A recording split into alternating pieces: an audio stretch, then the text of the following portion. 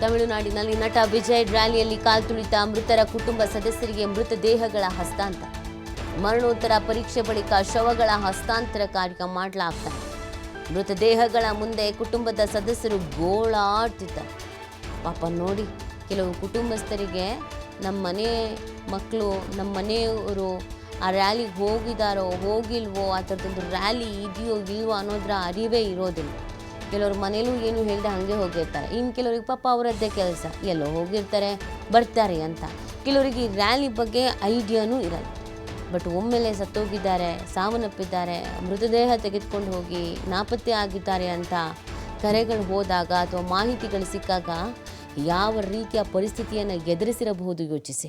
ಪಾಪ ಎಷ್ಟೋ ತಂದೆ ತಾಯಿಗೆ ಇವತ್ತಿಲ್ಲಿ ಬಂದು ಕಣ್ಣೀರು ಹಾಕ್ಕೊಂಡು ನಿಂತಿದ್ದಾರಲ್ಲ, ಇವ್ರುಗಳಿಗೆ ತಮ್ಮ ಮಕ್ಕಳು ಅಥವಾ ತಮ್ಮ ಮನೆಯವರು ಈ ಥರದೊಂದು ಕಾರ್ಯಕ್ರಮದಲ್ಲಿ ಭಾಗ್ಯ ಆಗ್ತಾರೆ, ಈ ಥರದೊಂದು ಕಾರ್ಯಕ್ರಮ ಇದೆ ಅನ್ನೋದೇ ಗೊತ್ತಿರೋದಿಲ್ಲ.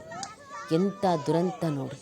ಇದೇ ಕಾರಣ ಕೇಳೋದು ಎಲ್ಲರಿಗೂ, ಅದು ಯಾರೇ ಆಗಿರಲಿ, ಅಭಿಮಾನ ಅನ್ನೋದು ಇರಬೇಕು.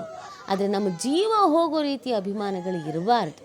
ನಮಗಿಂತ ಹೆಚ್ಚ, ನಮ್ಮ ಫ್ಯಾಮಿಲಿಗಿಂತ ಹೆಚ್ಚ, ಜೀವ ಉಳಿಯೋದಕ್ಕಿಂತ ಹೆಚ್ಚ ಬಂದರು. ಒಂದು ಕಾರ್ಯಕ್ರಮ ಅರೇಂಜ್ ಮಾಡಿದ್ರು, 39 ಜನ ಸಾವನ್ನಪ್ಪಿದ್ರು, ಮನೆಗೆ ಹೋದರು, ಮೊಬೈಲ್ ತಗೊಂಡ್ರು, ಟ್ವಿಟರಲ್ಲಿ ಒಂದು ಟ್ವೀಟ್ ಮಾಡಿದ್ರು, ಮುಗೀತು.